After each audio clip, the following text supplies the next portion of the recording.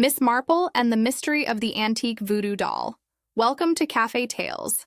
I'm Ailey, your host, and I'm so glad to have you with us again. Tonight, I'd love to ask you something. What is it that makes you enjoy these cozy mysteries? Share your reason in the comments, and don't forget to subscribe for new stories every day. Now, let's begin tonight's mystery. Chapter 1: The Doll with Red Pins. The village of Much Benham drowsed in the late afternoon sun of a Thursday in May, and Miss Jane Marple, walking stick in hand, made her way along the high street with the measured pace of one who has learned that haste accomplishes very little and observation a great deal. It was Mrs. Bantry, her dear friend Dolly, who had first mentioned the curio talk at Fenn's Antiques. Over tea that very morning, Dolly had leaned forward with that particular gleam in her eye that suggested mild scandal, or at least something diverting. The gleam had been accompanied by a dropped voice, though they were quite alone in the morning room at Gossington Hall. Mr. Fenn, it seemed, had acquired something rather unusual, and was to give one of his little talks about it this evening. A voodoo doll, no less from the West Indies. Miss Marple had smiled gently over the rim of her teacup. She had heard Mr. Fenn's curio talks before and found them entertaining, if not always entirely accurate. Mr. Ambrose Fenn had a way of embroidering his stories, much like her own nephew Raymond when he returned from his travels, though Mr. Fenn's embroideries were perhaps more calculated to enhance the value of his stock. Still, it would be a pleasant way to spend a Thursday evening, and one did like to see what curiosities turned up in a village shop. One never knew when some small detail might prove illuminating.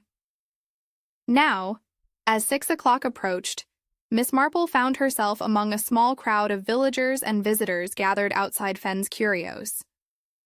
The shop front was narrow, wedged between the drapers and the lending library, with a bow window displaying a jumble of silver snuff boxes, china figurines, and what appeared to be a stuffed magpie in a glass dome.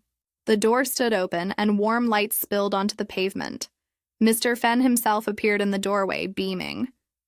He was a comfortable sort of man, running slightly to stoutness, with silver hair brushed back from a high forehead, and the ruddy complexion of one who enjoys his port. His waistcoat was an extraordinary affair of peacock blue, and a watch chain glittered across it. "Come in, come in!" he called genially, his voice carrying the practiced boom of one accustomed to holding forth. "We have a most unusual item to share with you this evening, ladies and gentlemen." Most unusual indeed. The little shop was crowded now, though Mr. Fenn had thoughtfully arranged chairs in a semicircle before a table draped in black velvet.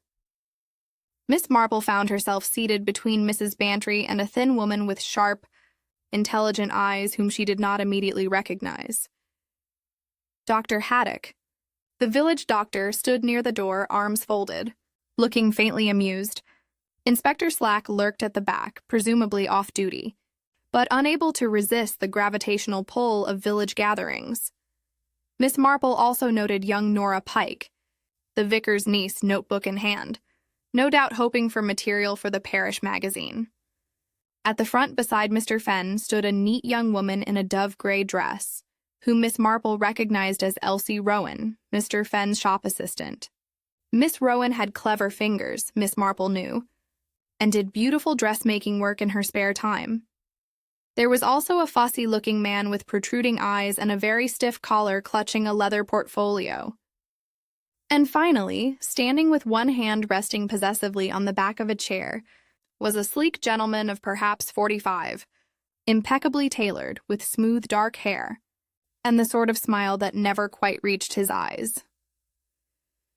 "Ladies and gentlemen," Mr. Fenn began, his voice dropping to a conspiratorial rumble, "you see before you an object of considerable age and rather sinister reputation."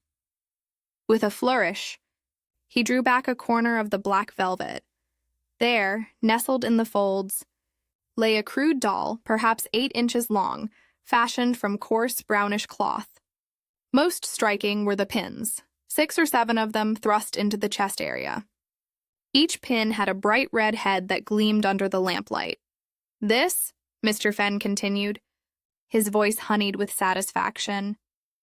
"Came to me from an estate sale in Cornwall. Found in a sea chest that had belonged to a merchant captain who traded in the West Indies during the last century. A genuine voodoo doll used in the dark practices of that region. Note the pins driven into the heart area.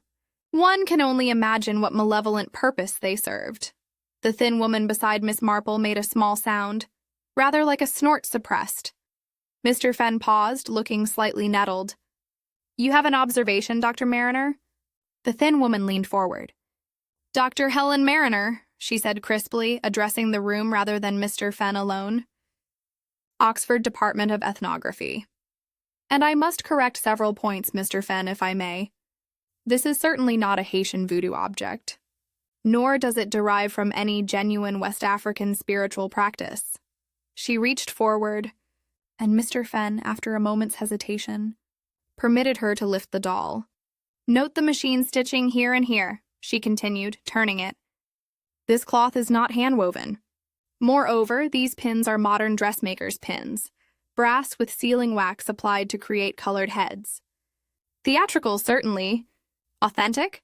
No, I would date this to perhaps 1890 or 1900. Most likely a stage property from a melodrama."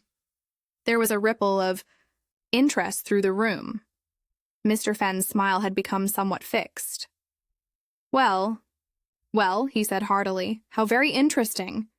Of course, one values expert opinion. The provenance does suggest a theatrical connection. Now you mention it."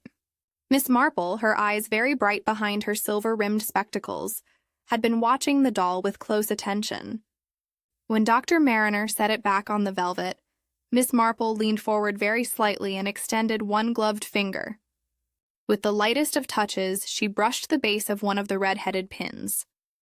When she drew her finger back, there was a tiny smudge of green on the pale kid leather, verdigris, the green bloom that forms on brass or copper as it ages. Her gaze traveled thoughtfully over the pins again. Bright brass shafts, red sealing wax heads, but no trace of any darker stain that might once have been blood. No tissue, no fiber, clean as if they had never pierced anything more substantial than cloth. The sleek gentleman who had been standing at the back now stepped forward with languid grace. "Most enlightening," he drawled. "Dr. Mariner, your expertise does rather puncture Mr. Fenn's romantic narrative, doesn't it?" He smiled, and the smile was not kind. "Still, Mr. Fenn, I should like a word with you afterward, if I may, in private." He drew a folded paper from his inner pocket and waved it gently. "A small matter of a previous purchase. A receipt, if you will." Mr. Fenn's ruddy color had deepened slightly. "Of course, Mr. Vale, of course. After the talk, we can step into my office. Always happy to attend to my valued clients." Cedric Vale, thought Miss Marple, filing the name away with the instinct of one who has learned that names and faces often prove significant. A collector, clearly and not entirely pleased with Mr. Fenn. The talk continued for another quarter of an hour, with Mr. Fenn regaining some of his composure and spinning a tale of sea captains and mysterious trunks. That was pure fancy, as Miss Marple suspected everyone present recognized. But it was pleasant enough, and the doll itself, whatever its true origin, was certainly dramatic. When at last the little gathering dispersed into conversation and examination of other items in the shop, Miss Marple remained in her chair for a moment, her eyes resting thoughtfully on the black velvet and the crude doll with its theatrical pins. Verdigris, she thought, brass aging quietly. No blood, no violence, just time and chemistry, and perhaps a touch of sealing wax applied with warmth. She glanced up and saw Mr. Vale following Mr. Fenn toward a door at the back of the shop, that folded receipt still visible in his hand. Mr. Fenn was smiling, but the smile looked rather forced. Mrs. Bantry appeared at Miss Marple's elbow. "Well, that was amusing, wasn't it, Jane? Though I must say Dr. Mariner rather took the wind out of poor Mr. Fenn's sails. Still, it's a creepy-looking thing, that doll. All those pins—" Miss Marple rose, collecting her handbag. "Yes, my dear," she said softly. "All those pins. And one does wonder why one would take such care to make them look so very dramatic. Sealing wax, you know, applied with considerable effort. Someone wanted them to be noticed. But outside, the May evening was mild and lovely, and Much Benham seemed as peaceful as ever. Chapter 2: A Collector in the Back Office. The hands of the grandfather clock in the corner of Fenn's curios showed 20 minutes past 8 when Mr. Fenn and Mr. Vale disappeared through the door at the back of the shop. Miss Marple, who had been examining a rather charming set of Worcester teacups with Mrs. Bantry, noted the time with the automatic precision of one whose life has been regulated by meals, church services, and the rhythms of village routine. Mr. Fenn had pulled the door nearly closed behind them, but not quite. A sliver of light showed at the jamb, and through it came the murmur of voices, though not distinct enough to make out words. The remaining visitors had settled into the comfortable post-lecture drift that characterizes such gatherings. Dr. Mariner was deep in conversation with Dr. Haddock near the bookshelves, gesturing with one thin hand as she made some point about ethnographic authenticity. Nora had cornered the fussy gentleman with the portfolio, who was expounding at length about picture frames and the difficulties of sourcing proper gilt in the modern age. His name, Miss Marple had learned, was Mr. Percy Jaggs, and he did framing work for Mr. Fenn and several other shops in the district. Elsie Rowan moved quietly about the shop, straightening items that had been displaced by curious fingers, her movements economical and practiced. She had the self-contained air of one who is accustomed to being useful. Without being noticed, Inspector Slack had helped himself to a catalog from the counter and was leafing through it with the air of a man who is present, but wishes it to be known that he is off duty. Mrs. Bantry leaned close to Miss Marple and whispered, "Mr. Vale looked rather stern, didn't he? I wonder what that receipt business is about." "Probably some dispute over authenticity," Miss Marple replied quietly. "Mr. Vale struck me as the sort of collector who would take such matters very seriously indeed. And Mr. Fenn does have a tendency toward, shall we say, optimistic attribution." Mrs. Bantry stifled a laugh. "That's one way of putting it. Do you remember when he tried to sell that hideous vase as Ming Dynasty, and it turned out to be made in Stoke-on-Trent in 1923? From the back office came a sudden rise in volume, a voice sharp with indignation, though still the words remained indistinct. Several heads turned toward the door. Then silence fell again, uncomfortable and thick. Miss Marple sat down, the teacup she'd been holding, and moved with apparent aimlessness toward a display of small brass ornaments that happened to be situated nearer to the office door. Mrs. Bantry, reading her friend's intention with the ease of long acquaintance, drifted after her. The murmur of voices resumed, lower now, but with an edge that suggested negotiation or perhaps confrontation. The clock ticked on, 8:25, 8:30. Mr. Jaggs collected his portfolio and took his leave with a nod to Miss Rowan, who saw him to the door. Dr. Mariner announced that she had a train to catch back to Oxford and departed with brisk efficiency, pausing only to advise Dr. Haddock that he really ought to read the latest papers on Caribbean cultural anthropology. Dr. Haddock, who appeared to have no intention of doing any such thing, assured her gravely that he would give the matter his full attention. By 8:40, only Miss Marple, Mrs. Bantry, Nora Pike, Inspector Slack, and Miss Rowan remained in the shop. Miss Rowan had returned to the counter and was making entries in a ledger, her pen scratching softly in the quiet. Nora was copying something from the catalog into her notebook. Inspector Slack yawned. Then at 8:43 by the grandfather clock, there came from the back office a heavy, unmistakable thump. Everyone froze. The sound had been dull and final, like a sack of grain dropped onto a warehouse floor. A moment later, Mr. Fenn's voice called out, muffled by the door but audible. "Mr. Vale has felt faint. Could someone fetch Dr. Haddock? Oh dear, he's left already." Inspector Slack moved first, crossing the shop in 3 strides and pushing the door fully open. Miss Marple, with Mrs. Bantry at her shoulder, followed at a more measured pace. The back office was tiny, barely large enough for the desk that dominated it, a filing cabinet wedged into one corner and a narrow shelf running along one wall. A single window, its curtains half drawn, looked out onto the alley behind the shop. The window was latched. Mr. Cedric Vale lay crumpled on the floor just inside the doorway. One arm flung out, his head at an awkward angle. His eyes were closed, and there was a darkness at his left temple that might have been shadow, or might have been something worse. Mr. Fenn stood by the desk, his face pale beneath its usual ruddiness, one hand gripping the edge of the desk as though to steady himself. "I don't know what happened," he said, his voice shaking slightly. We were talking, and he suddenly put his hand to his head and said he felt dizzy. Then he just collapsed. I was about to go for brandy when I heard him fall. Inspector Slack knelt beside the fallen man, his off-duty manner vanishing like morning mist. His fingers found the pulse at Mr. Vale's throat and remained there for a long moment. "Alive," he said shortly, "but unconscious. Miss Rowan, run for Dr. Haddock. He can't have got far." The young woman flew from the shop without a word. Miss Marple, remaining in the doorway so as not to crowd the small space, let her gaze travel slowly around the office. The desk was cluttered but not disordered.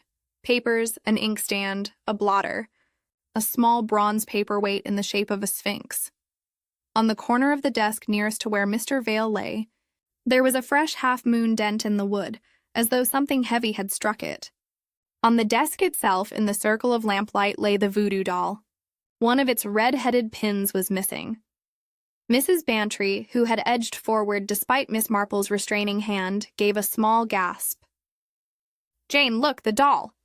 "Yes, my dear," Miss Marple said softly. "I see it, and I see other things as well." Her eyes had traveled upward, tracing the walls of the little office. Above the door, nearly at ceiling height, ran a picture rail in dark varnished wood. On it hung a large map in a frame, and beside it, near the corner, was a small curtain ring that seemed to serve no obvious purpose. But what had caught Miss Marple's attention was a faint track in the dust that had just accumulated on the rail. A pale line, as though something had been dragged along it recently, or had slid along it.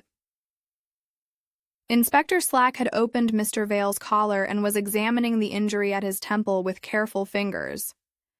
"Not bleeding much," he muttered, "but there's a nasty bruise coming up. Looks like he hit his head on something when he fell. Or something hit him." Miss Marple thought but did not say aloud. Dr. Haddock arrived within minutes, slightly out of breath with Miss Rowan anxious at his heels. He made his examination swiftly, and with the quiet competence of long practice. "Concussion, certainly," he said at length. "A blow to the left temple and a hard one, but I don't think the skull is fractured. He'll need to be moved very carefully to the cottage hospital. Slack, you'd better telephone for the ambulance." "Was it the fall?" Mrs. Bantry asked. "Did he strike his head on the desk as he went down?" Dr. Haddock frowned, his fingers still resting lightly on the injured area. "It's a very flat bruise," he said slowly. "Not the sort of impact you'd expect from striking a corner or edge. This is more consistent with a blow from above, from something with a broad, flat surface." He glanced around the office, his eye falling on the bronze paperweight. He picked it up, weighed it in his hand, then shook his head. "Wrong shape, and it hasn't been moved. There's dust around its base. Mr. Fenn, what could he have struck his head on?" Mr. Fenn, who had sunk into the desk chair, looked bewildered. "I don't know. As I said, he complained of dizziness, put his hand to his head, and collapsed. I thought perhaps his heart or a stroke. We were discussing a previous purchase, and he was rather agitated about it." Inspector Slack had been examining the doll. He held it up, scowling. "One pin's missing," he said. "Did Mr. Vale pull it out?" Mr. Fenn blinked. "I suppose he might have." He was holding the doll just before he fell, turning it over in his hands. He seemed quite interested in it after Dr. Mariner's comments about the sealing wax and the stitching. Slack bent and peered at Mr. Vale's hand. "There's a small scratch on his finger," he announced. Fresh. Could have been from the pin. He straightened and looked around the cramped office with the air of a man who suspects he's being made to look foolish, but cannot quite determine how. Cluttered little space, this. Easy enough for a man to feel faint and crack his head on something as he went down. Still, I'll want statements from everyone who was in the shop this evening.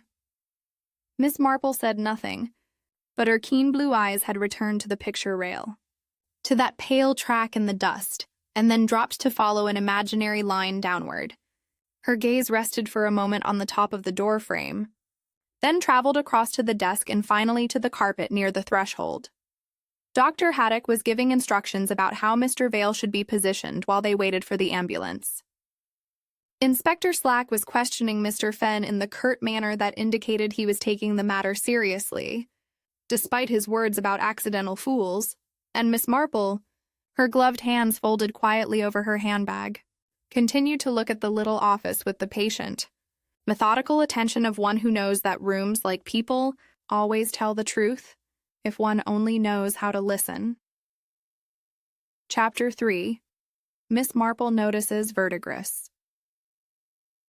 The ambulance had come and gone, bearing Mr. Cedric Vale away on a stretcher, still unconscious, but breathing steadily. Dr. Haddock had accompanied him, promising to telephone Inspector Slack with a full report once the patient had been properly examined at the cottage hospital. The shop felt oddly empty now, though in truth there were still 5 people present.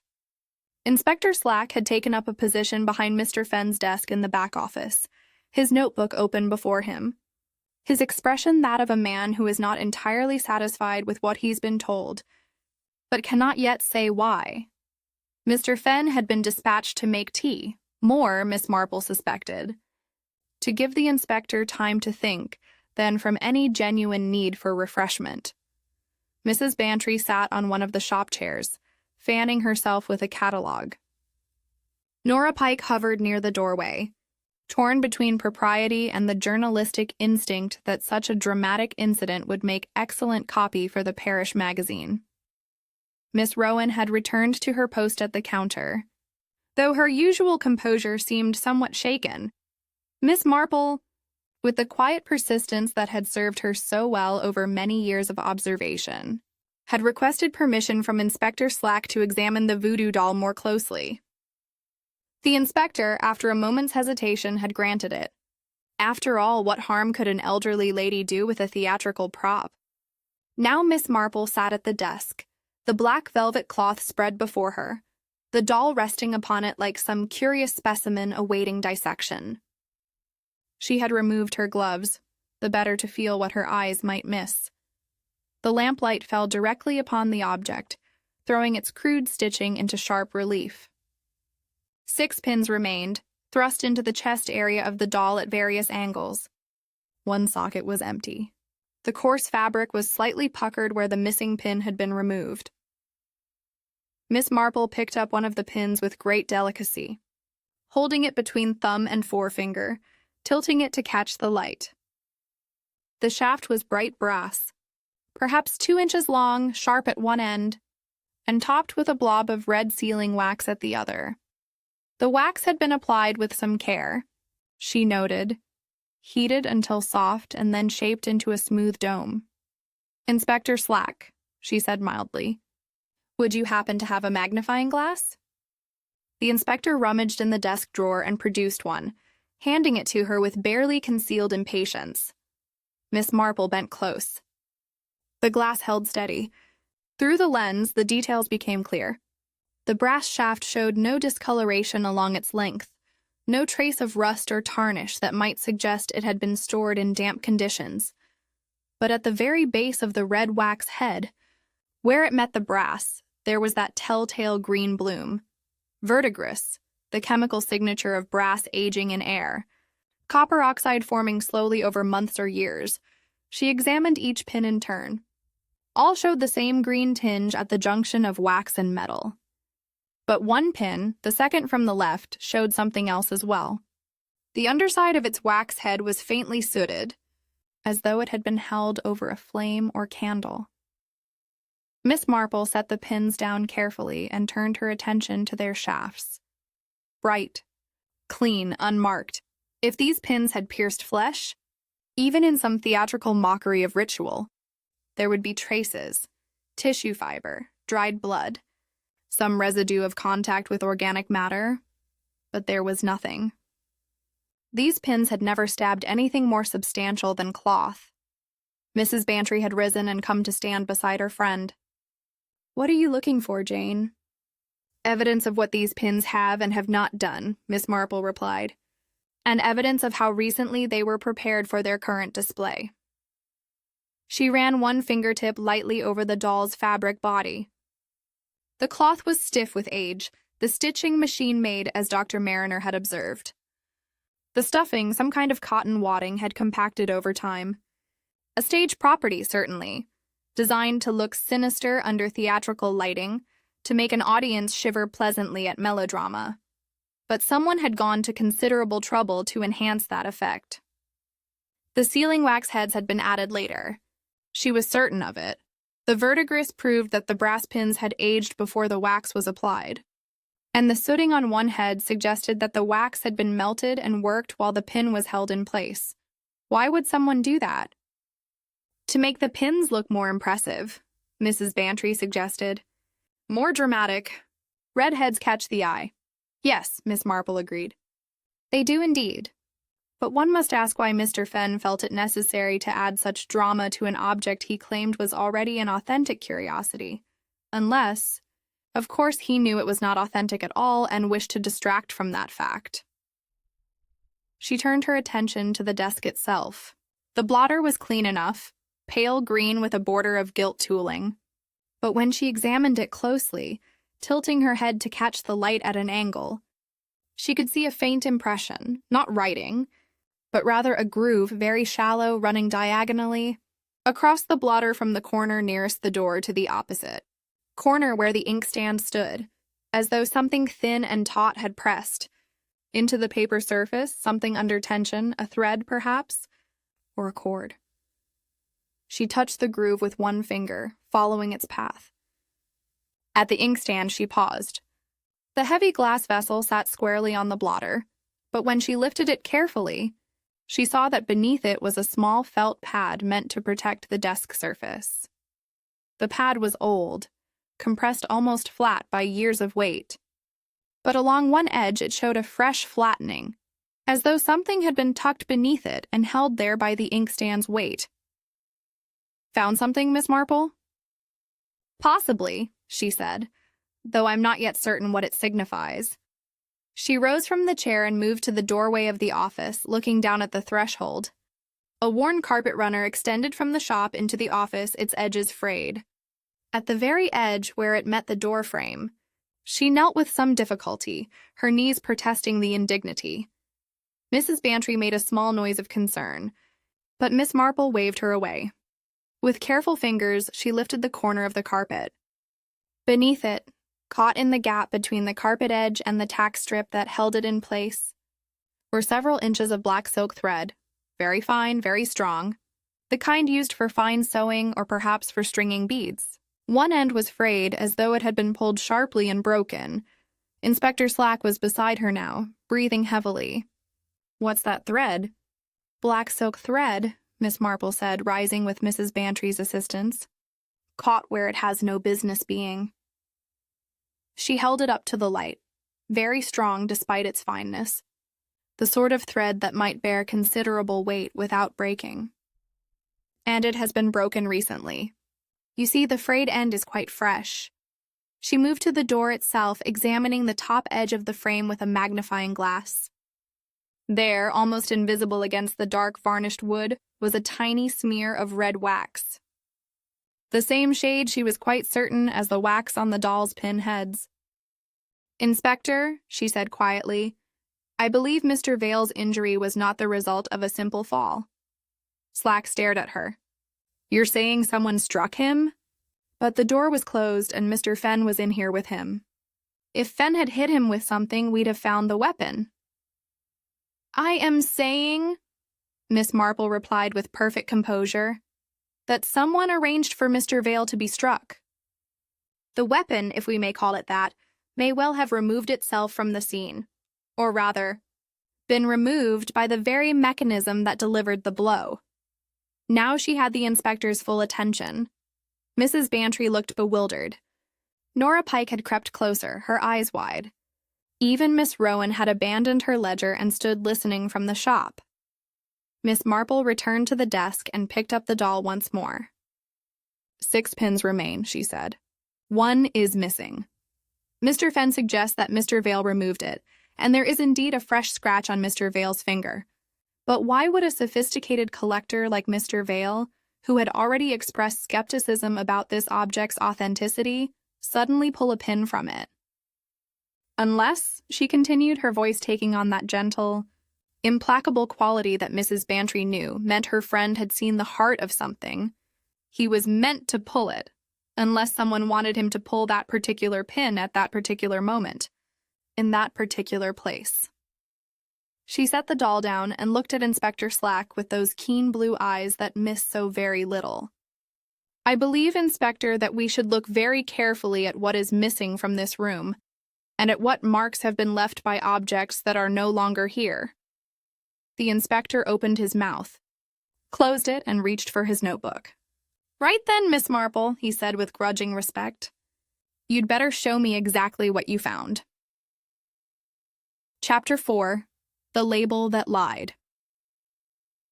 The morning brought rain, a soft, persistent drizzle that turned the village street gray and made the windows of Fenn's curio stream with water. Inspector Slack had remained at the shop until well past midnight, taking statements and measurements, photographing the office from various angles, and generally displaying the thoroughness that his somewhat brusque manner often concealed. Dr. Haddock had telephoned at 11 with the news that Mr. Vale remained unconscious but stable, and that the X-ray showed no fracture of the skull. The blow, Haddock had said, had been delivered with considerable force, but with a flat surface that distributed the impact. Most unusual, he'd added, and one could hear the frown in his voice. Now, at 10 on Friday morning, Miss Marple returned to the shop with Mrs. Bantry. They found Inspector Slack already there, along with a constable who was making a detailed inventory of the office contents. Mr. Fenn was conspicuously absent. Gone to his sister in Melchester, Slack informed them. Said his nerves were quite shattered by the whole business. I've told him not to leave the county. Miss Marple made no comment, but her expression suggested that a man whose shop had been the scene of a suspicious injury might have been expected to remain on the premises. Dr. Mariner arrived shortly thereafter, looking brisk and academic in a sensible tweed suit.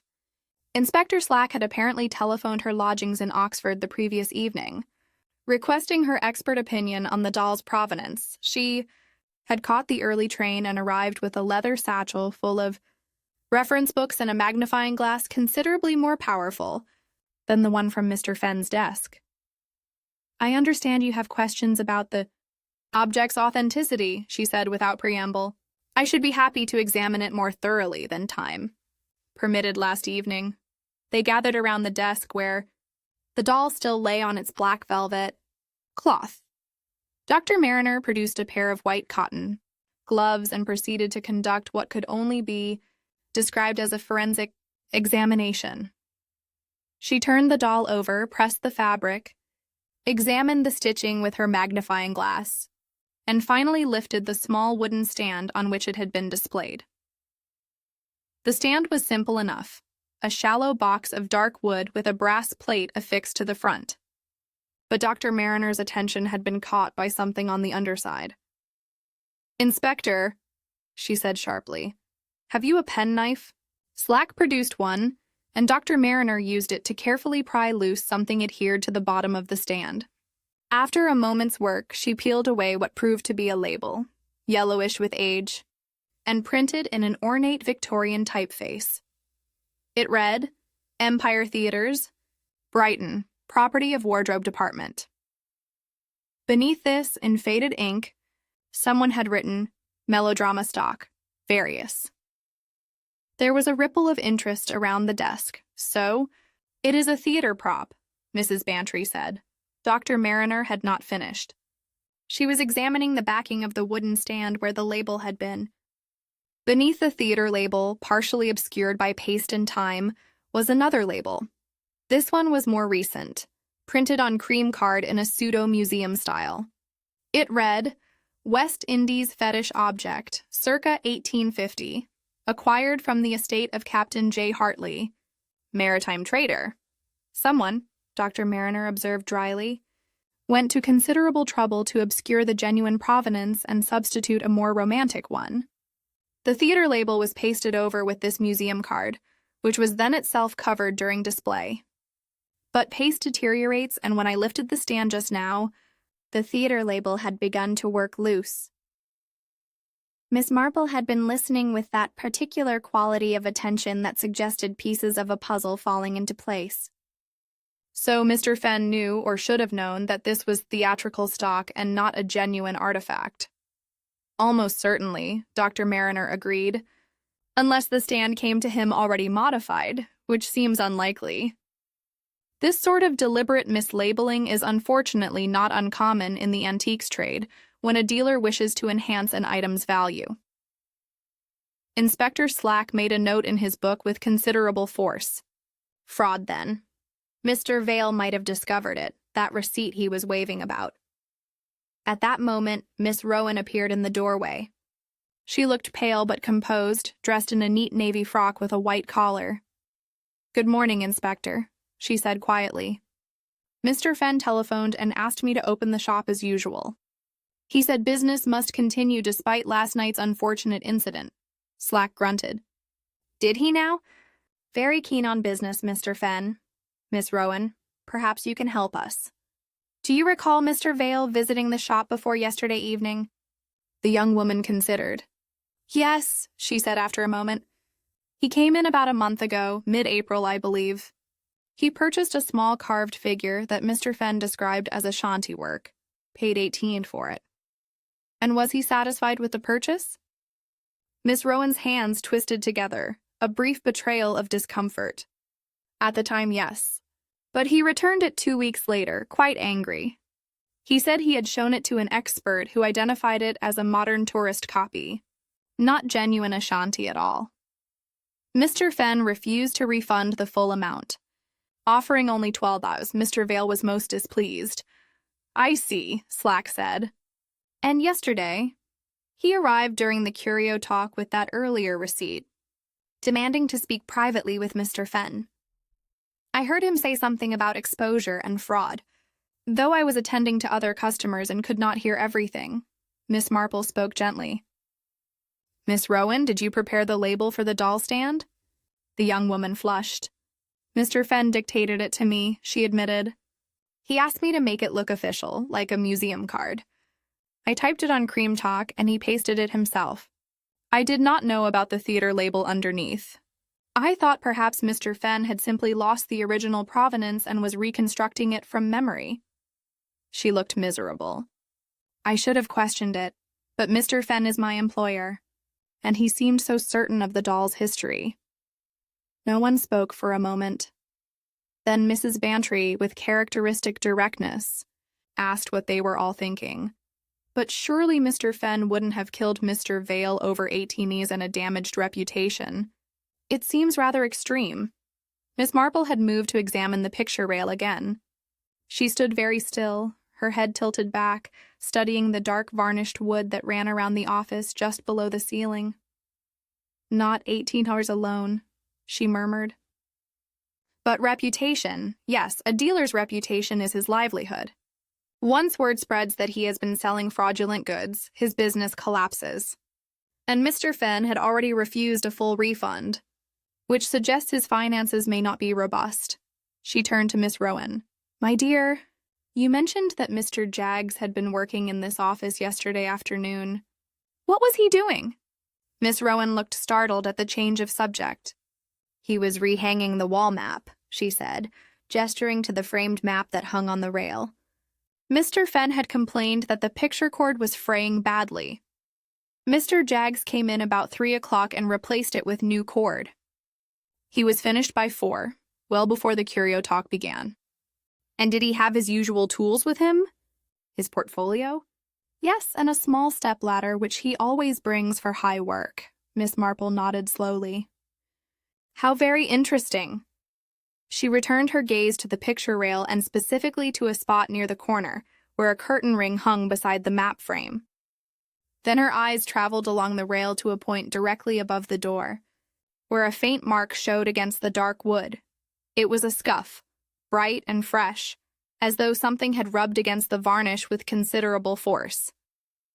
"Inspector," she said, her voice quiet but carrying complete conviction, "I believe we need to speak with Mr. Jaggs again, and I think we need to ask him about curtain weights."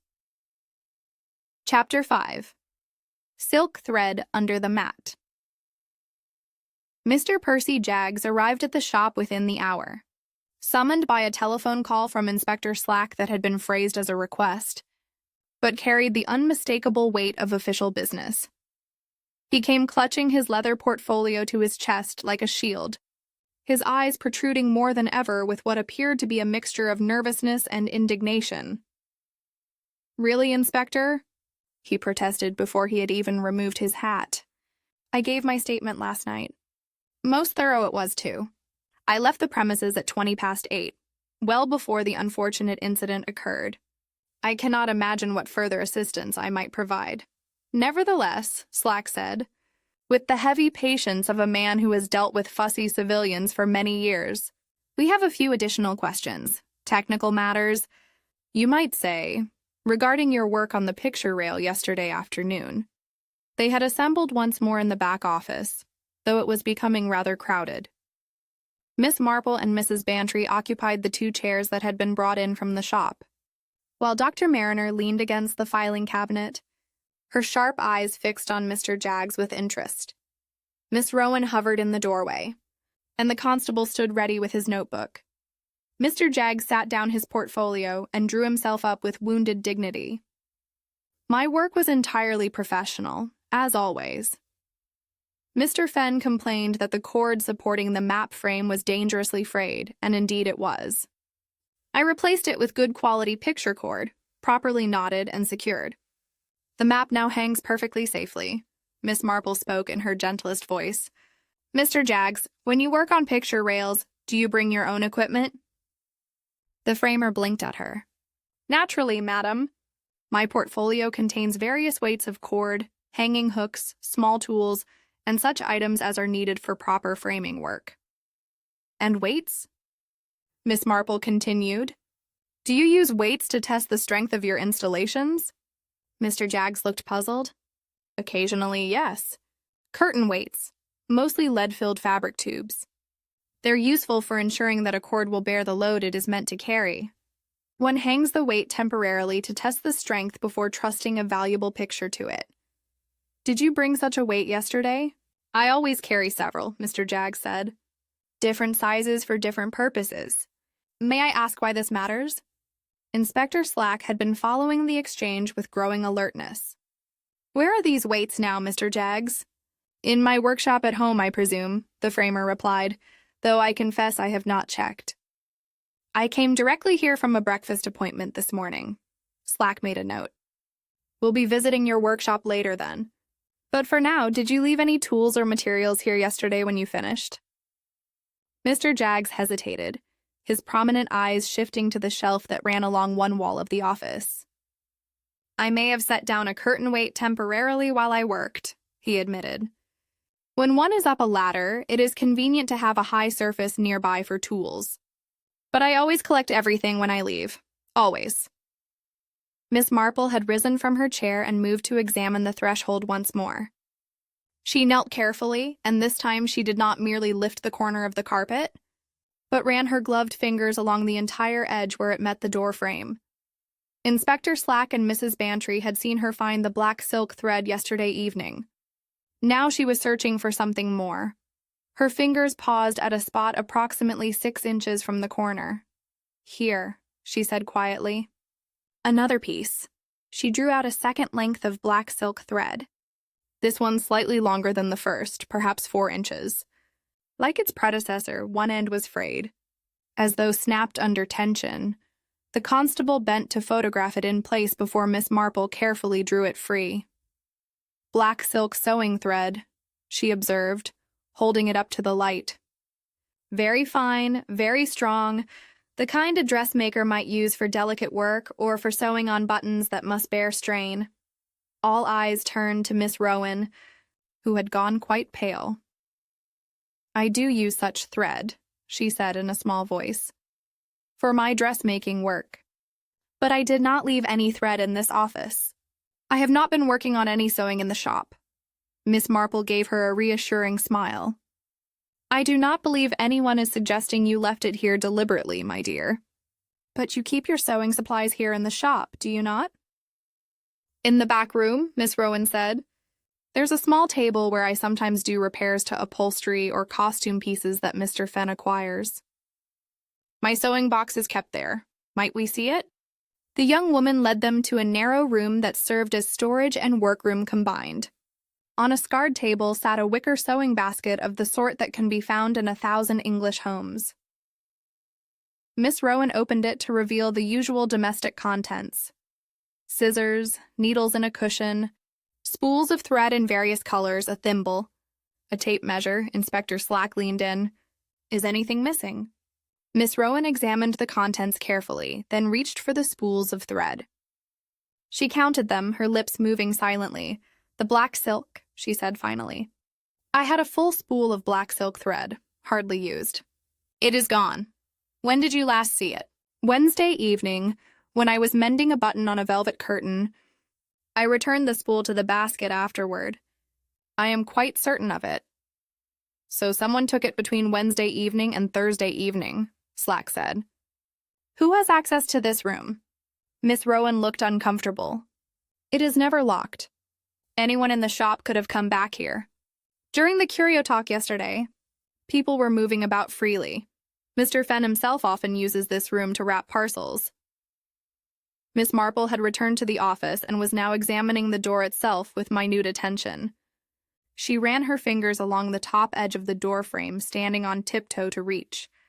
Her fingertip came away with a tiny smear of red on the white kid leather of her glove. "Sealing wax," she announced. "The same shade as the wax on the doll's pinheads, here at the very top of the door frame, where one would not notice it unless one were looking for it specifically." She turned to face the room, her expression thoughtful. "A thread was run over this door frame," she said. "One end was secured somewhere in this office under tension. The other end must have been anchored to something that could be released by pulling the missing pin from the doll." Dr. Mariner, who had been silent until now, spoke suddenly. "A triggering mechanism like a trap." "Precisely," Miss Marple agreed. "Though not, I think, a trap in the usual sense. More a carefully calculated arrangement designed to appear as something else entirely." Inspector Slack was staring at the top of the door frame as though it had personally offended him. "You're saying someone rigged up some kind of device that struck Mr. Vale when he pulled that pin?" "I am saying," Miss Marple corrected gently, "that someone created a situation in which Mr. Vale was encouraged to pull a particular pin at a particular moment, and that the act of pulling that pin released a mechanism already in place." She moved to the desk and ran her finger along the faint groove in the blotter once more. "The thread ran here, under tension." She indicated the inkstand with its felt pad. "It was anchored here, tucked beneath this pad, and held by the weight of the inkstand itself. From here, she traced an invisible line to the door frame. It ran over the top of the door, leaving that smear of wax where it abraded against it. And from there, she looked up at the picture rail, to where it must have passed over the rail itself on a ring or pulley of some kind." Mrs. Bantry found her voice. "But Jane, what was it meant to do? What was on the other end?" Miss Marple's blue eyes were very steady. "Something heavy enough to cause serious injury when it fell, my dear. Something that Mr. Jaggs conveniently placed on a high shelf while he worked. Something that is now missing. A curtain weight." Chapter 6, A Scuff on the Picture Rail. The revelation about the missing curtain weight had produced a profound silence in the cramped office. Mr. Jaggs had gone from indignant to ashen in the space of a moment, one hand clutching at his stiff collar as though it had suddenly become too tight. Inspector Slack broke the silence with characteristic directness. "Right then, Mr. Jaggs. We'll need to know exactly which weights you brought with you yesterday, which one you left on the shelf, and what it looked like." The framer swallowed audibly. "A standard curtain weight," he managed. "Lead shot sewn into a tube of gray velvet, about 8 inches long and perhaps 2 inches in diameter. They weigh approximately 2 pounds. I keep several in my kit, for testing heavy frames and ensuring drapery hangs properly."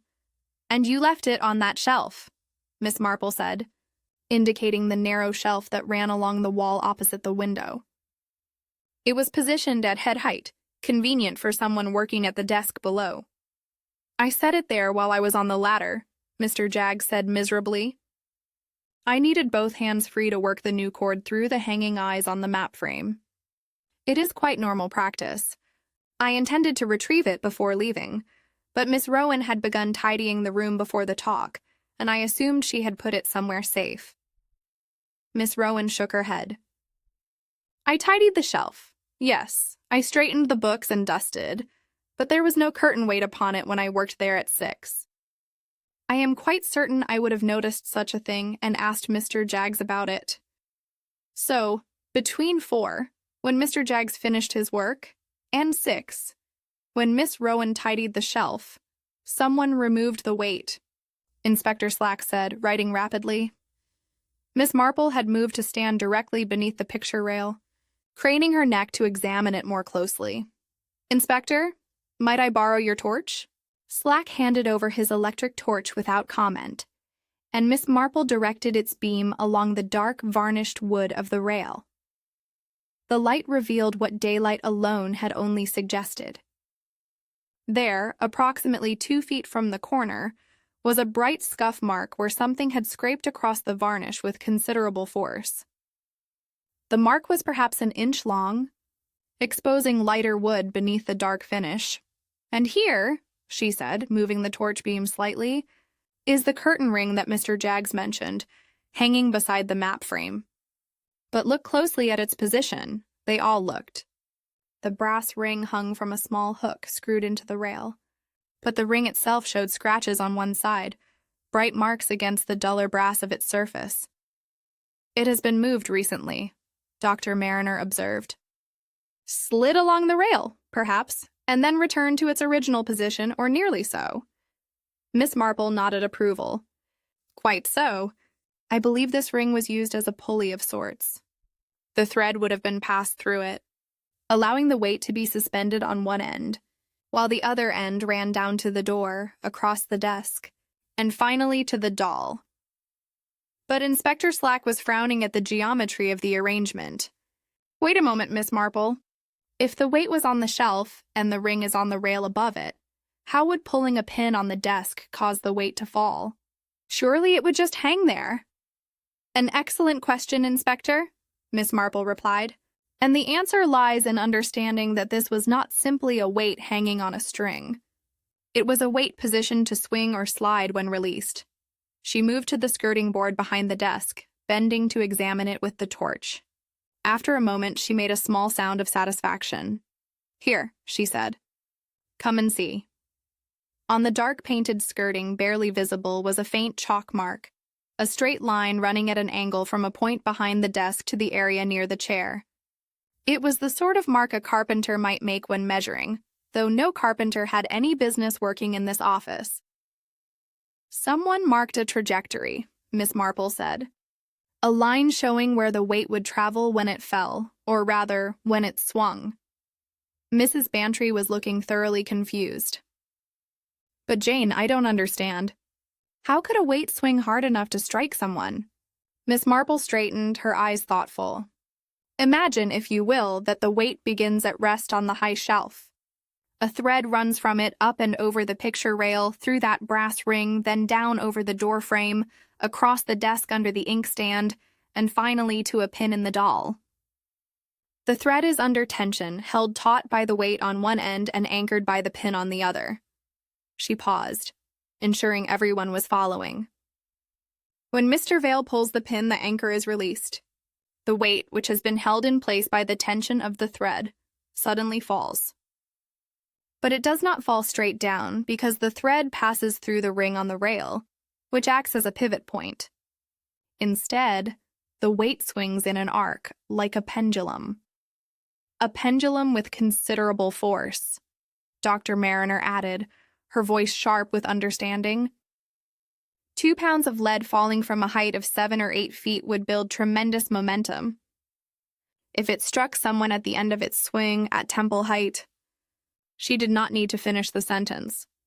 Mr. Jaggs had sunk onto a packing crate, his face the color of old paper. But I knew nothing of this, he protested weakly. I simply replaced the cord as requested. I left my weight on the shelf in the normal course of my work. Someone else must have taken it and arranged this terrible device. Quite so, Miss Marple agreed. Someone who knew the weight would be there, who understood its potential, and who had access to the office after you left. Someone who also had access to Miss Rowan's sewing, supplies, and who possessed the knowledge to rig such a mechanism. Inspector? Slack was staring at the scuff, mark on the picture rail with an expression of grim determination. A falling weight that swings, he muttered, triggered by pulling a pin from a cursed doll, making it look like superstitious nonsense while actually being cold calculation. He turned to face the room. Right then, we need to establish exactly who was in this shop between 4 and the start of the curio talk at 6 o'clock. Who had opportunity to set this up? Miss Rowan consulted her memory. Mr. Fenn was here, of course. He was in and out of the office several times, preparing for the talk. I was at the front of the shop for most of that time, but I came back to tidy the office at 6. Anyone else? The young woman hesitated. Dr. Mariner arrived early, between 4 and 6. She was examining some of the books in the shop. I believe she may have stepped into the office briefly to ask Mr. Fenn a question about the doll's provenance. Dr. Mariner inclined her head. I did, yes. I wanted to see if there were any accompanying documents. Mr. Fenn showed me the stand with its label. I did not touch anything else, nor was I in the room for more than 2 or 3 minutes. Who else? Slack pressed. Miss Rowan bit her lip. I cannot be certain, Inspector. The shop door was unlocked from 5 onward, as we always open early on talk evenings. Several people may have entered and browsed. I was arranging chairs and did not watch the office door every moment. Miss Marple spoke quietly.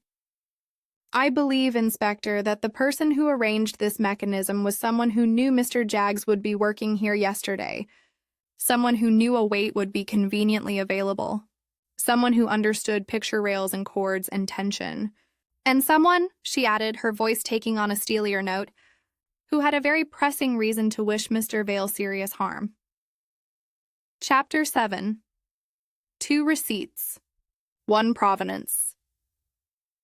The afternoon had turned colder, and a fire had been lit in the great hall at Gossington Hall, where Miss Marple and Mrs. Bantry had retired for a late lunch. Inspector Slack had gone off to interview Mr. Fenn at his sister's house in Melchester, taking the constable with him and leaving strict instructions that no one was to disturb the office at the shop. Now, over cold chicken and salad, the 2 women discussed the morning's discoveries. Mrs. Bantry was attempting to sketch the arrangement of thread and weight on the back of an envelope with limited success. I simply cannot visualize how it all worked, she complained. Where was Mr. Fenn when the weight fell? If he was in the room with Mr. Vale, surely he would have been struck as well. Unless, Miss Marple said thoughtfully, he positioned himself very carefully, or unless he was not in the room at all when the mechanism was triggered. But he told Inspector Slack he was fetching brandy, Mrs. Bantry protested. He said Mr. Vale felt faint. Yes, Miss Marple agreed. He did say that. But we have only his word for what occurred in that office before Mr. Vale was struck.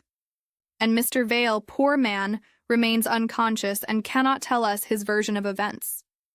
The telephone in the hall rang, and Mrs. Bantry went to answer it. She returned looking animated.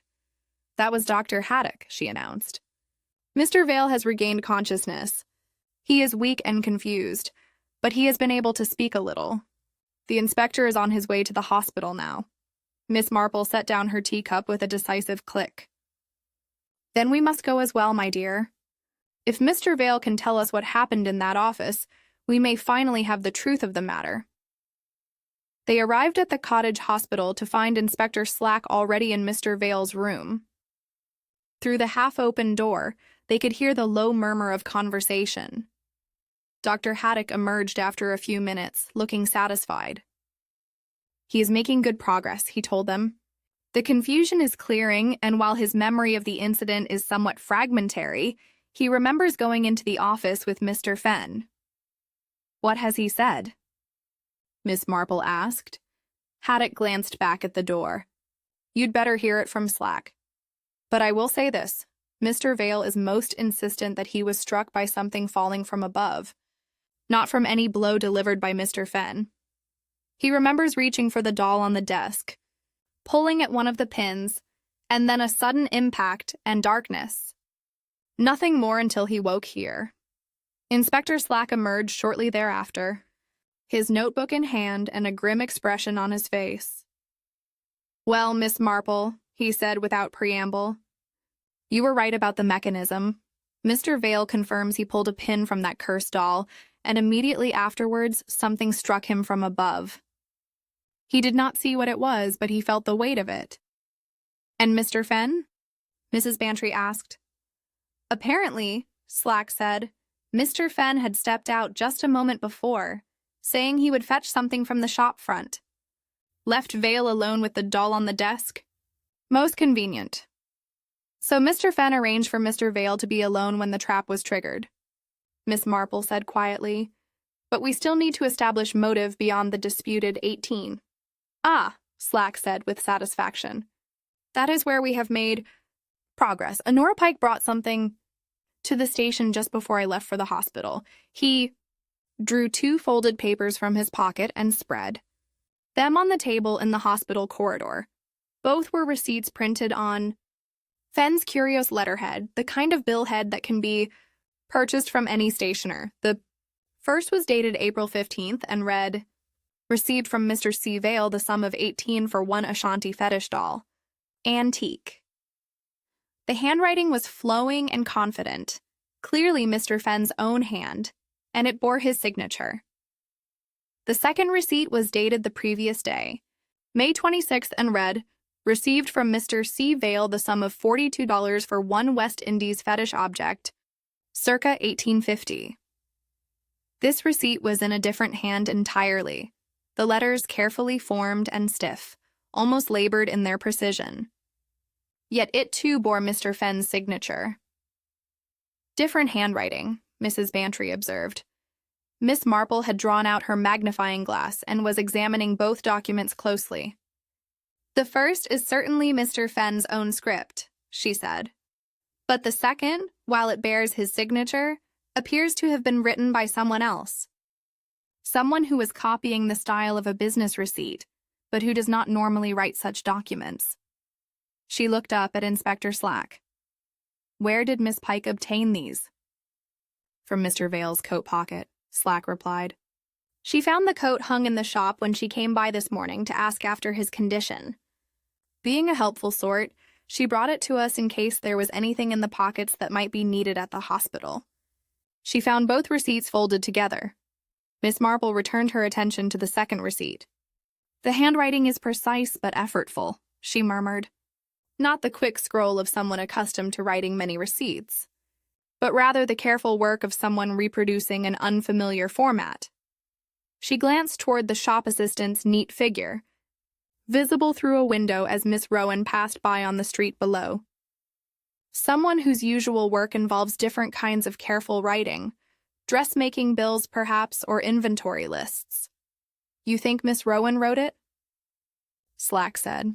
It is certainly possible, Miss Marple replied, though whether she did so knowingly or at Mr. Fenn's dictation is another question entirely. She set down the magnifying glass and looked at the inspector steadily.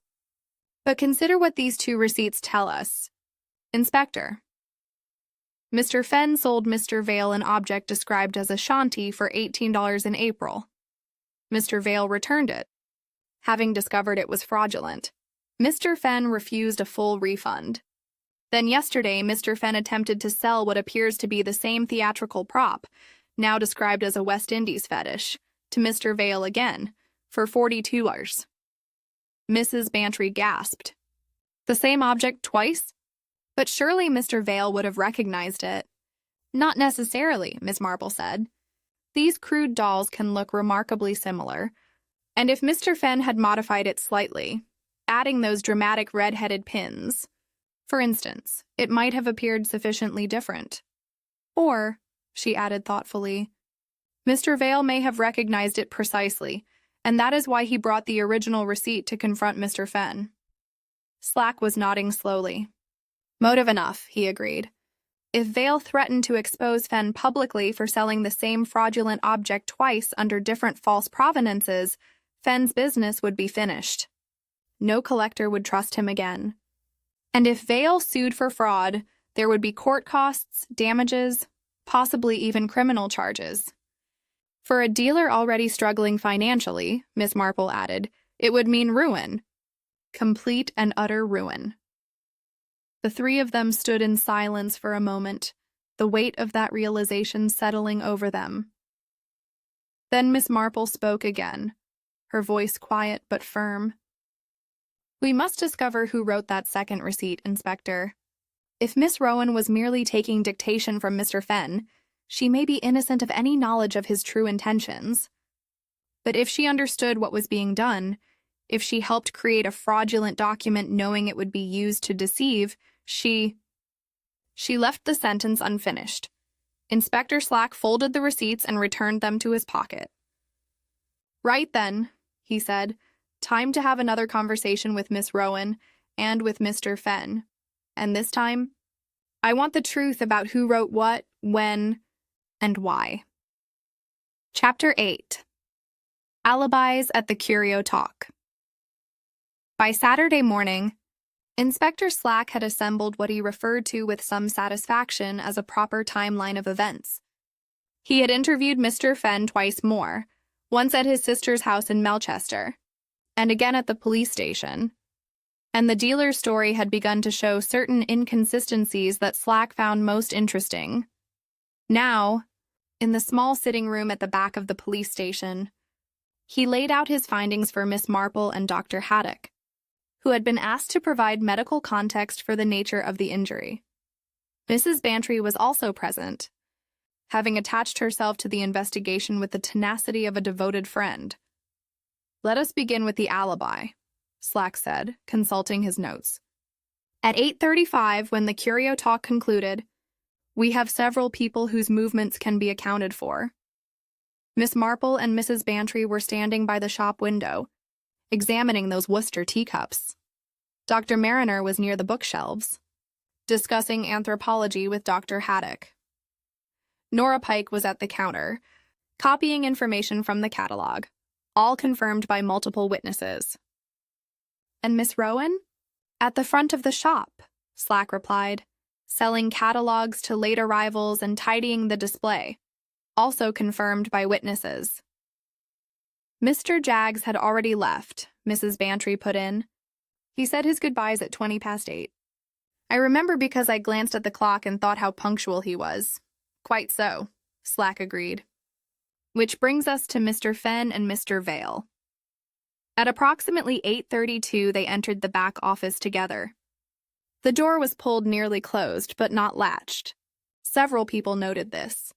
And then, Dr. Haddock prompted, according to Mr. Fenn's initial statement, Slack said slowly, he and Mr. Vale discussed the doll and the earlier purchase. Mr. Vale became agitated, then suddenly complained of dizziness. Fenn says he was about to step out to fetch brandy when he heard the thump of Mr. Vale collapsing. He then called out for assistance. But Mr. Vale tells a different story, Miss Marple observed. Indeed he does, Slack confirmed. Mr. Vale states that Mr. Fenn showed him the doll, placed it on the desk, and then excused himself, saying he needed to fetch something from the shop front. Mr. Vale was left alone in the office for perhaps a minute. During that time, he examined the doll, became curious about the red-headed pins, and pulled one out to see if the sealing wax was genuine. Immediately afterward, he was struck from above and remembers nothing more. "So Mr. Fenn was not in the room when the weight fell," Mrs. Bantry said. "He had already stepped out." "Deliberately," Miss Marple added quietly. "He left Mr. Vale alone with the doll, knowing that a curious collector would be unable to resist examining those theatrical pins more closely. It was a calculated risk, but one that paid off." Dr. Haddock frowned. "But surely someone would have seen Fenn leave the office." "The door was not fully closed." "Ah," Slack said, "and here we come to an interesting point. I have questioned everyone who was in the shop at the relevant time. Miss Rowan was at the very front, her back to the office while she dealt with a customer. The rest of you were engaged in conversation or examination of items. The office door opens into a corner that is not easily visible from most of the shop. It would have been quite possible for Mr. Fenn to slip out unseen." "And where did he go?" Miss Marple asked. "This is where his story becomes vague," Slack replied with grim satisfaction. "He claims he was fetching brandy from a cupboard in the shop front, but Miss Rowan says there is no brandy kept there. The only spirits in the shop are in a cabinet in the back storage room, quite the opposite direction." When I pressed him on this, Mr. Fenn became flustered and changed his story, saying he had actually been looking for smelling salts, as Mr. Vale had mentioned feeling unwell. "But again, there are no smelling salts in the shop." "A fabrication, then," Miss Marple said. "Mr. Fenn needed an excuse for leaving the office at precisely the moment when the trap would be triggered. He created a reason to step out, left Mr. Vale alone with the doll, and waited for the inevitable." Mrs. Bantry shuddered. "How perfectly cold-blooded. But what about the setup?" Dr. Haddock asked. "When did he rig this elaborate mechanism with the thread and the weight? That required time and privacy." Slack turned a page in his notebook. "According to Miss Rowan, Mr. Fenn was in and out of the office between 5 and 6 on Thursday evening, preparing for the talk. She specifically remembers him being in there for an extended period around 5. And when she asked if he needed assistance, he told her rather sharply that he was busy arranging his papers and did not wish to be disturbed. Time enough to set up the thread," Miss Marple said. "The weight was already on the shelf, courtesy of Mr. Jaggs. The thread was available from Miss Rowan's sewing basket. All Mr. Fenn needed to do was run the thread through the brass ring on the picture rail, over the doorframe, across the desk, and secure it to one of the doll's pins. The whole arrangement could be completed in 10 or 15 minutes by someone who understood the principles involved." "And Mr. Fenn would understand that," Mrs. Bantry said suddenly. "He deals with picture hanging all the time, with weights and cords and rails. He would know exactly how much weight a thread could bear and how to calculate the swing of a falling object." "Precisely," Miss Marple agreed. Inspector Slack had been listening with the air of a man whose own conclusions were being confirmed. Now he produced another piece of evidence, this one in the form of a small notebook with a marbled cover. "We found this in Mr. Fenn's desk drawer," he said. "It contains various business calculations, inventory notes, and the like. But on the final page, there are some interesting figures." He opened the notebook and pointed. "Measurements," Miss Marple observed, leaning forward.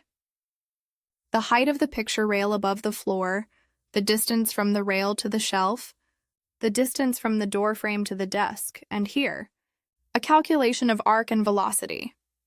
She looked up at the inspector. "He was working out the mathematics of the trap," Slack said with satisfaction, "and the handwriting matches the flowing script on the first receipt, the one definitely written by Mr. Fenn.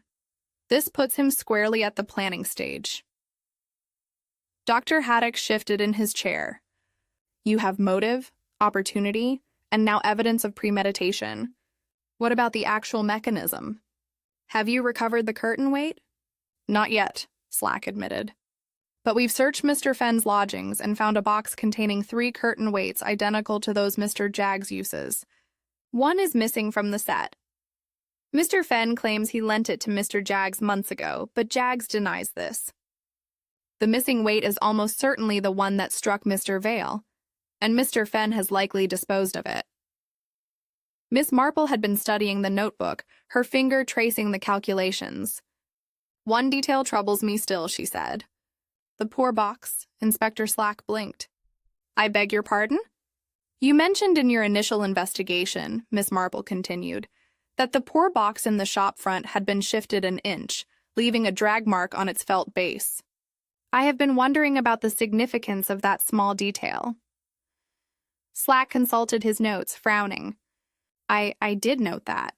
Seemed odd at the time, but I could not account for it." "Perhaps," Miss Marple suggested gently, "Mr. Fenn needed to create the appearance of having been occupied elsewhere during the critical moment.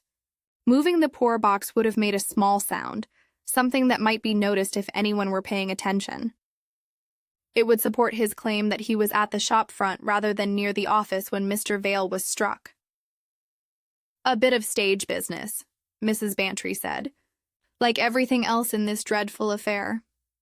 "Exactly so, my dear," Miss Marple replied.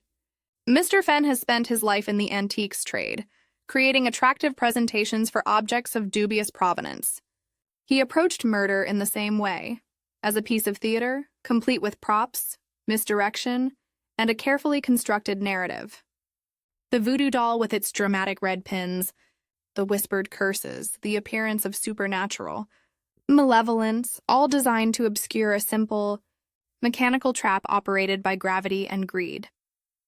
Chapter 9. A Weight That Fell Without Hands. The confrontation took place on Sunday afternoon in Mr. Fenn's shop, which had been kept locked since Friday, but was now opened under Inspector Slack's authority. Mr. Ambrose Fenn had been brought from Melchester, no longer the genial dealer in his peacock waistcoat, but a man visibly diminished by circumstances. His face was gray, his hands trembled slightly, and he carried himself with the defeated air of one who knows the game has turned against him. Miss Rowan was also present, seated on one of the shop chairs with her hands folded tightly in her lap. Her expression was one of profound distress, though whether from betrayal or complicity remained to be seen. Dr. Haddock stood by the window, arms crossed, while Mrs. Bantry had positioned herself near the door to the back office. Miss Marple, at Inspector Slack's request, had agreed to demonstrate her reconstruction of events. She stood now in the center of the shop, very upright despite her years, her handbag over one arm and her umbrella. Inspector Slack cleared his throat. "Mr. Fenn, we have asked you here to witness a demonstration of how Mr. Vale came to be injured in your office on Thursday evening. Miss Marple has been kind enough to assist us in understanding the mechanics of what occurred." Mr. Fenn said nothing, but his jaw tightened. Miss Marple moved to the doorway of the back office. "If you would all please observe carefully," she said, "I shall trace the path of the thread that formed the mechanism of this attack." She raised one hand to indicate the picture rail that ran around the small office. The curtain weight, provided inadvertently by Mr. Jaggs, was placed here on the shelf. She gestured to the narrow shelf on the wall. From the weight, a length of strong black silk thread was attached, stolen from Miss Rowan's sewing basket. Miss Rowan gave a small gasp, but said nothing. "The thread ran upward to the picture rail," Miss Marple continued, raising her hand to trace an invisible line. "It passed through this brass ring which served as a pulley." She indicated the curtain ring that hung beside the map frame. "Note the fresh scratches on the ring, evidence that it was moved and used for a purpose beyond simple decoration." From the ring, she said, moving her hand in a graceful arc, the thread descended. It passed over the top of this door frame, leaving that small smear of red sealing wax where it abraded against the wood. Then it ran horizontally across the room, creating that faint groove we observed in the desk blotter. Her finger traced the path to the desk. At the inkstand, the thread passed beneath the felt pad and was held in place by the weight of the inkstand itself, keeping the entire arrangement under tension. She paused. allowing everyone to visualize the setup. Finally, she said.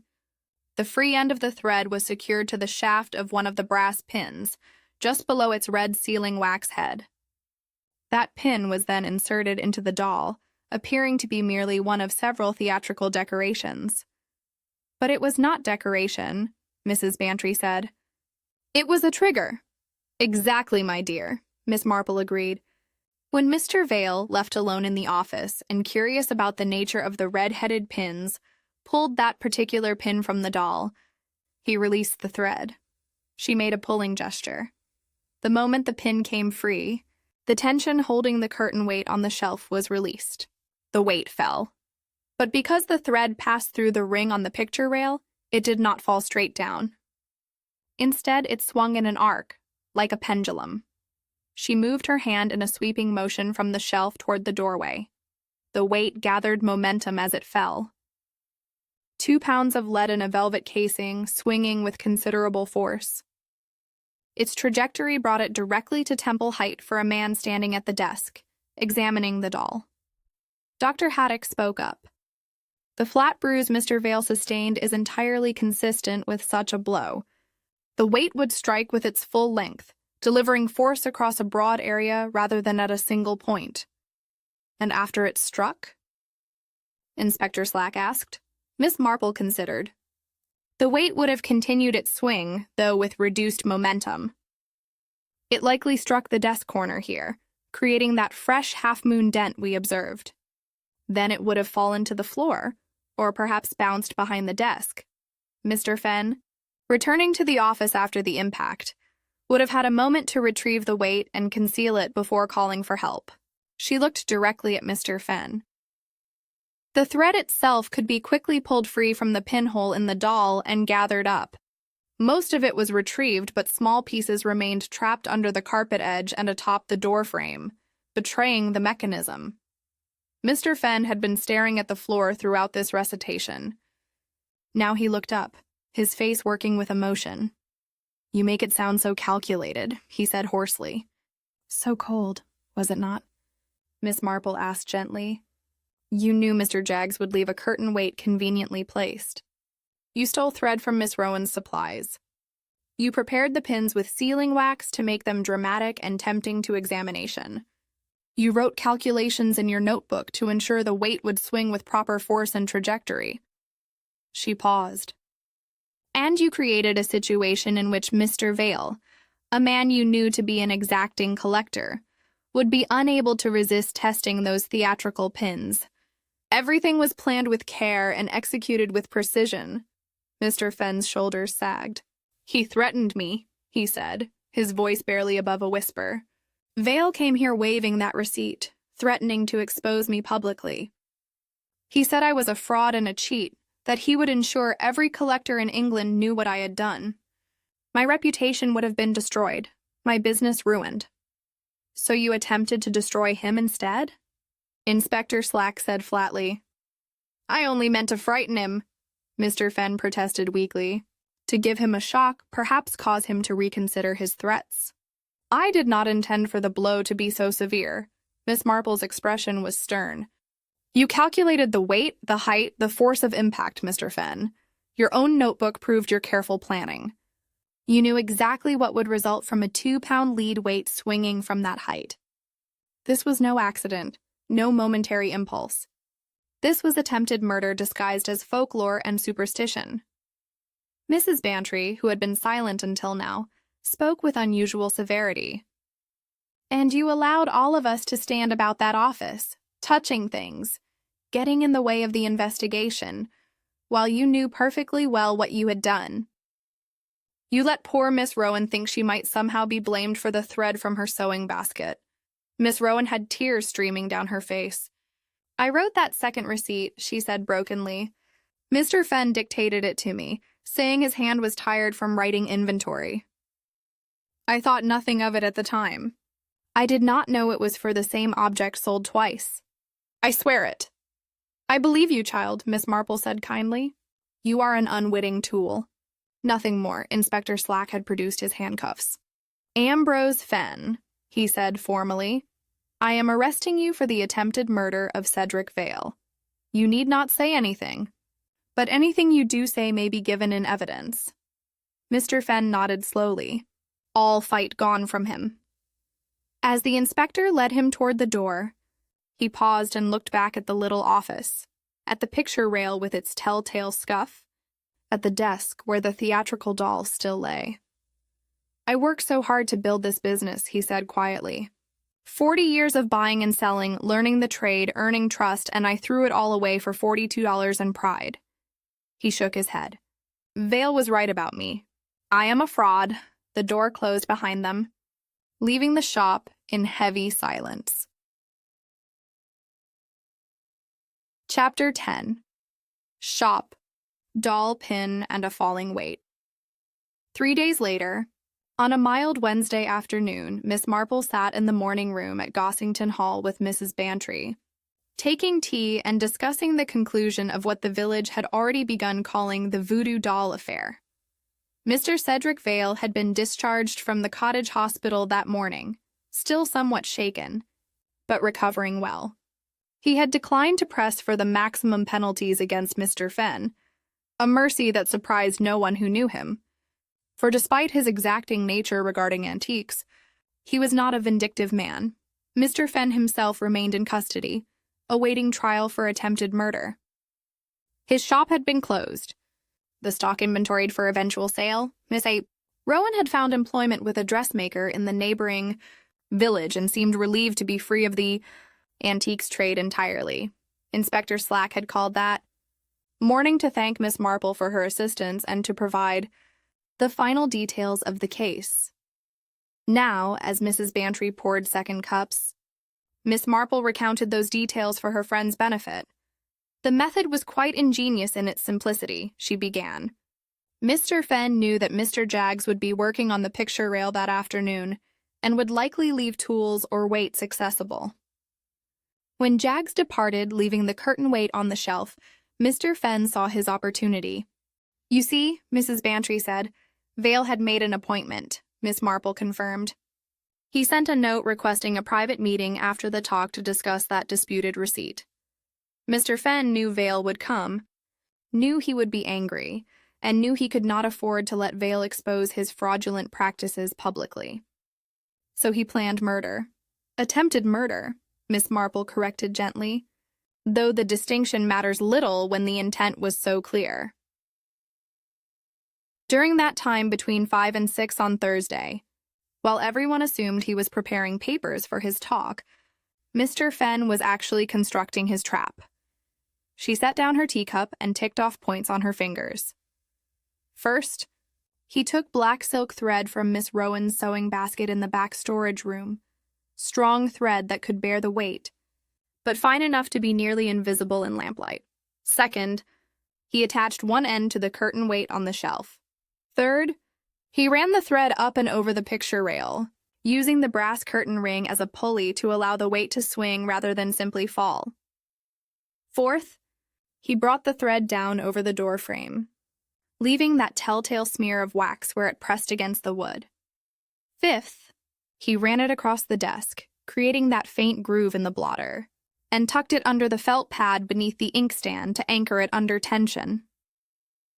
Finally, Miss Marple continued, he secured the free end to one of the brass pins from the doll, inserted that pin back into the doll's chest, and placed the whole arrangement prominently on his desk, where it would draw attention. "But why go to such elaborate lengths?" Mrs. Bantry asked. "Why not simply strike Mr. Vale with something and claim he had fallen?" "Because Mr. Fenn needed to be elsewhere when the blow was delivered," Miss Marple explained.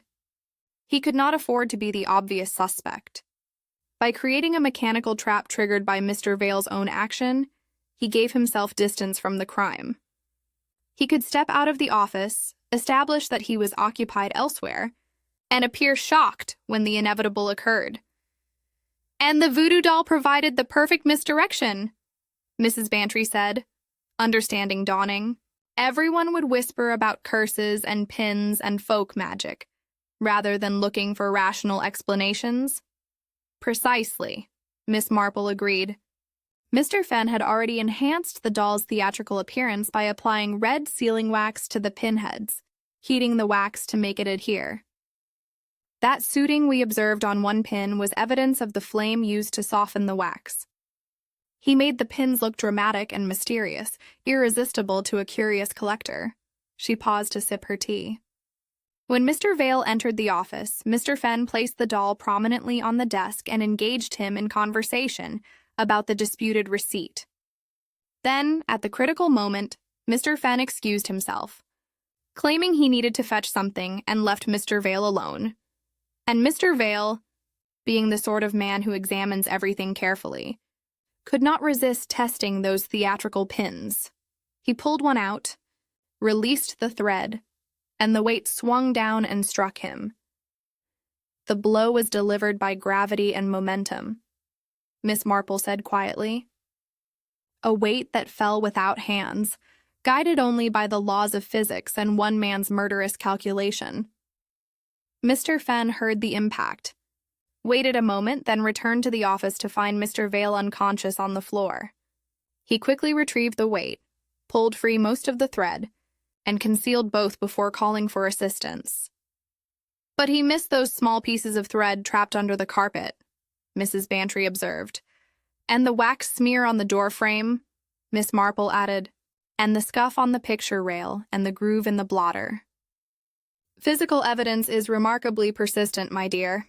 One can remove the obvious traces, but there are always small remnants that betray what has occurred.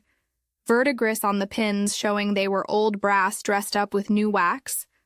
The chalk mark on the skirting where Mr. Fenn had calculated his trajectory. The fresh dent on the desk corner where the weight bounced after striking Mr. Vale. And his own notebook containing those damning calculations. Mrs. Bantry shuddered. To think we were all standing about in that shop, chatting and examining teacups, while a man lay injured from a deliberate attack. It makes one feel quite dreadful. You could not have known, Miss Marple said kindly. Mr. Fenn had constructed an elaborate fiction around his crime, complete with folklore and superstition to distract from the mundane reality. But in the end, it was the mundane details that exposed him. Threads and smears and scratches, the small physical truth that cannot be disguised. She set down her cup with finality. Mr. Fenn spent his career trading in appearances, creating romantic provenances for ordinary objects, making the commonplace seem exotic. He approached murder in the same spirit, wrapping a simple mechanical trap in theatrical mysticism. But appearances, however carefully constructed, are no match for evidence. The doll was theater, nothing more. The murder weapon was a dealer's curtain weight and a length of sewing thread.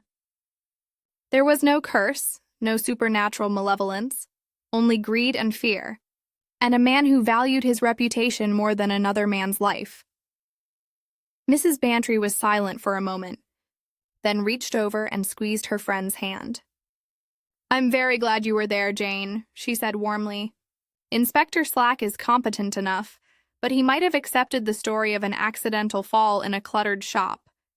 Mr. Fenn would have got away with it." "Perhaps," Miss Marple allowed, "though I think the inspector would have found the inconsistencies eventually. He is more thorough than he sometimes appears. Still," she added with a small smile, "it is satisfying to see justice served, and to know that Mr. Vale will recover fully. And Miss Rowan, poor child, has been cleared of any wrongdoing. She was merely unfortunate in her choice of employer." They sat in comfortable silence for a while, watching the afternoon light slant across the garden. Then Mrs. Bantry spoke again, her voice thoughtful. "What will happen to the doll, do you suppose?" "Evidence, I imagine," Miss Marple replied. "Though once the trial concludes, I cannot say. Perhaps it will end up in some police museum, a cautionary exhibit about the dangers of theatrical misdirection. Or perhaps," she added with a touch of asperity, "it will be sold at auction as the notorious voodoo doll of Much Benham, complete with a sensational new provenance. There are always dealers willing to profit from notoriety," Mrs. Bantry laughed. "How very cynical, Jane." "Not cynical, my dear," Miss Marple corrected. "Merely realistic. I have lived long enough to know that people will trade in anything, even tragedy, if there is profit to be made. But I have also lived long enough to know that truth, once properly established, has a way of persisting despite all attempts to obscure it. Mr. Fenn tried to hide murder behind folklore and superstition, but the evidence spoke louder than his theatrics. She rose, collecting her handbag and gloves. And now, Dolly, I really must be getting home. I have promised to help with the church flowers tomorrow, and Mrs. Price will be quite put out if I am not properly prepared. As they walked to the door, Mrs. Bantry said, I do hope we have no more mysterious incidents in Much Benham for a good long while. One sensational case per spring is quite enough. Miss Marple smiled, her blue eyes twinkling with gentle amusement. I quite agree, my dear. Though in my experience, human nature being what it is, there is always another mystery waiting just around the corner. One simply has to know where to look. And with that observation, as practical and unsentimental as the lady herself, Miss Jane Marple stepped out into the mild May afternoon, leaving the voodoo doll affair behind her, solved and settled, its threads and pins and falling weights reduced to their proper place in the orderly catalogue of village crime.